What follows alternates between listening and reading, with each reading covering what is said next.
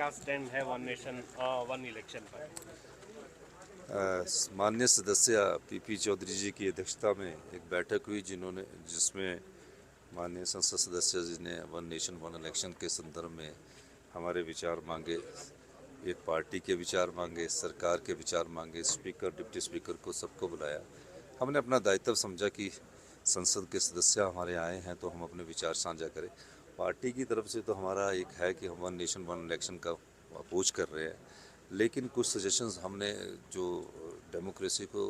Strengthening करने के लिए थे उसके बारे में कुछ हमने विचार रखे और सभी संसद सदस्यों ने पहले तो हमें अपने उस ड्राफ्ट बिल के बारे में जानकारी दी और जानकारी लेने के बाद ये पाया गया कि कुछ जो हम वन नेशन वन इलेक्शन में कुछ और उससे इस दायरे को थोड़ा बढ़ाया गया माननीय चेयरमैन साहब पीपी चौधरी साहब के साथ।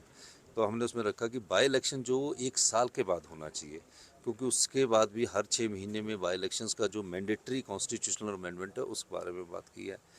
और जो इलेक्टोरल रोल्स की बात है वो तो पूरे देश में एक ही इलेक्टोरल रोल हो जाए, उसमें किसी को कोई ऑब्जेक्शन नहीं है पंचायती राज से, क्योंकि बार बार बनाने में उचित नहीं है।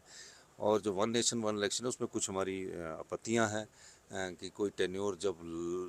होगा तो उसके आगे टेन्योर कैसे होगा, कोई गवर्नमेंट गिरती है, कोई एमएलए रिजाइन दे देते हैं, ये सब चीज़ों की चर्चा विस्तृत होनी है। हमने अपने विचारों में से उनको अवगत करवाया, क्योंकि पूरी स्टेट्स में जाएंगे, पूरे देश के लोग अपने अनुभव को साझा करेंगे और जब अनुभव के बाद कोई चीज़ बनती है तो वो अच्छी होती है। अब इस मामले में तो हमने कहा कि वन नेशन वन इलेक्शन हमारी पार्टी इस फेवर में नहीं है, पर हम चाहते हैं कि बाई इलेक्शन एक समय हो और अगर करना है तो पार्टी हमें थोड़ा ये समझना पड़ेगा कि आने वाले समय में असेंबली का टेन्योर क्या होगा। अभी तो 5 साल के लिए होते हैं, अब 34 अगर अपॉइंटमेंट 29 अपॉइंटमेंट डेट हुई तो 29 जो 27 का इलेक्शन होगा तो हमारा तो 32 तक हुआ, 32 के बाद 2 साल के लिए इलेक्शन होगा। उस पर हमने चर्चा की और हम विस्तृत विचार हमें संसद सदस्यों ने बनाए। मैं इन सभी संसद सदस्यों का हिमाचल की सुंदर वादियों में आने के लिए धन्यवाद भी करता हूँ और माननीय हमारे जो चेयरमैन साहब हैं जिस प्रकार इन्होंने हमें अवगत करवाया उसके लिए भी मैं इनका धन्यवाद करता हूँ कि हमें भी ज्ञान प्राप्त हुआ है संसद की संसदीय कमेटियों से। बहुत बहुत धन्यवाद। सर, नीरज भाटी की ओर से एक फेसबुक पोस्ट किया गया है